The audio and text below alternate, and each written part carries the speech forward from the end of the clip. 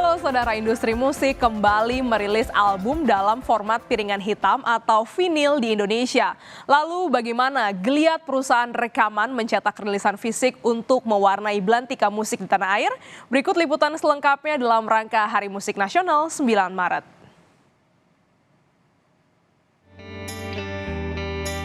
Industri musik Indonesia tak mampu mempertahankan masa kejayaan.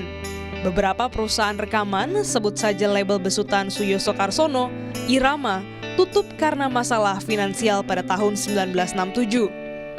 Ada juga badan usaha milik negara, Lokananta, mengalihkan produksi piringan hitam ke kaset untuk memenuhi kebutuhan masyarakat di pertengahan tahun 1972. Meski sempat terhenti dan bergeser ke kaset pita, compact disc atau CD, dan teknologi digital MP3, kini vinil kembali diminati. Johan Mantiri, CEO PHR Pressing, melihat ketertarikan masyarakat untuk mengoleksi rilisan fisik dalam format vinil cenderung meningkat. Yang menarik lagi bahwa setelah 8 tahun terakhir ini itu sudah bergerak berbalik. Artinya 80% itu yang belanja di kita di bawah 40 tahun. Sehingga kita coba melihat bahwa wah ini ternyata kemajuannya boleh dibilang respon masyarakat itu semakin baik. Seiring dengan perjalanan waktu dan ini yang namanya juga pandemi yang COVID-19 yang boleh dibilang itu hadir di awal tahun 2020 itu memberikan dampak yang luar biasa juga. Meski bisnis perusahaan rekaman telah tergerus dimakan zaman, Johan yakin masih tetap ada peluang di bisnis ini. Johan mengambil risiko ketika sejumlah musisi Indonesia mengalami kesulitan merilis album dalam format vinil. Karena begitu banyak proses yang harus dilalui untuk masuk ke Indonesia. PHR Pressing hadir menjawab kendala musisi untuk hadirkan format musik dalam bentuk vinil meski dihadapkan oleh gempuran digital. Johan menjelaskan telah menyiapkan ramuan agar perusahaan rekaman besutannya tidak mengalami hal yang sama seperti para pendahulunya.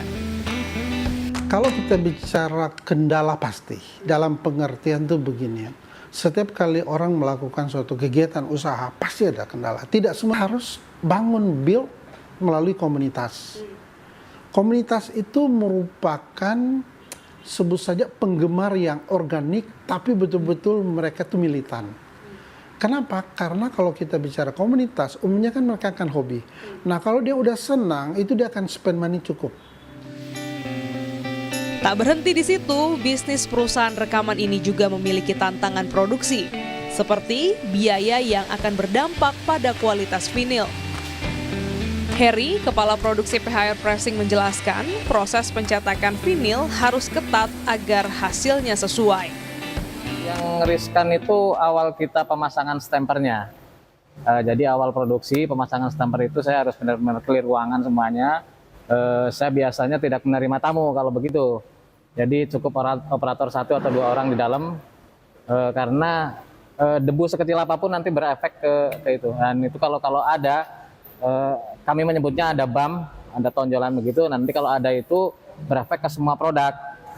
Nah itu harus diulang lagi, buka lagi, ulang lagi. Chandra Darusman, musisi senior, optimistis geliat rilisan fisik vinil akan menjadi daya tarik bagi pencinta musik di Indonesia. Bahwa suatu format produksi musik yang kita anggap sudah punah gitu, yang populer sampai dengan tahun-tahun 70-an gitu, itu ternyata kembali lagi gitu ya. Jadi suatu hal yang bagus buat ekosistem Indonesia, ya, di mana lagu-lagu dalam bentuk vinil itu bisa menjadi daya tarik tersendiri dan membantu kegairahan dinamika dari industri musik.